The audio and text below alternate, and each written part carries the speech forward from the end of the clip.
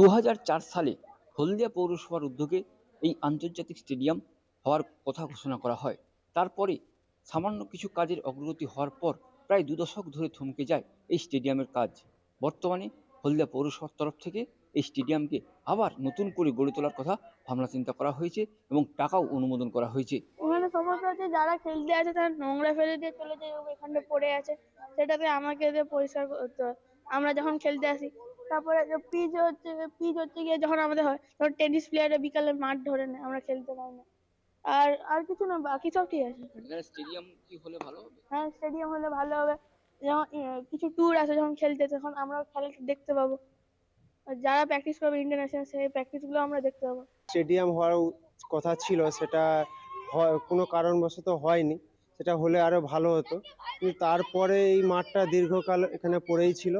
এই যতটুকু আমরা আমাদের পক্ষে সম্ভব সেটুকু, কারণ খেলাধুলাটা চলে গেলে, আজকাল তো খেলাধুলা বাচ্চাদের মন থেকে চলে গেছে, সব মোবাইল ধরে নিয়েছে। খেলাধুলাটা চলে গেলে খুব বাজে, খারাপ দিক দিয়ে চলে যাবে ছেলেরা। এখন প্রায় 80-90 জন মতো এখানে কোচিং অ্যাডমিশন আছে, কোচিং হয়।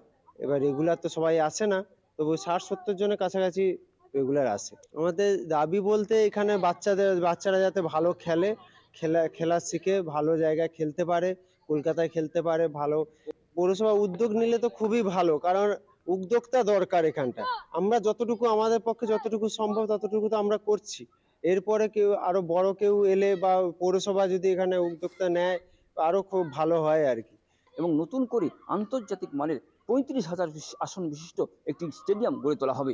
এখন দেখার বিষয়, এই 2 দশক আটকে থাকা হলদিয়া যে আন্তর্জাতিক মানের স্টেডিয়াম, সেই স্টেডিয়াম কতদিনে সম্পূর্ণ হয়।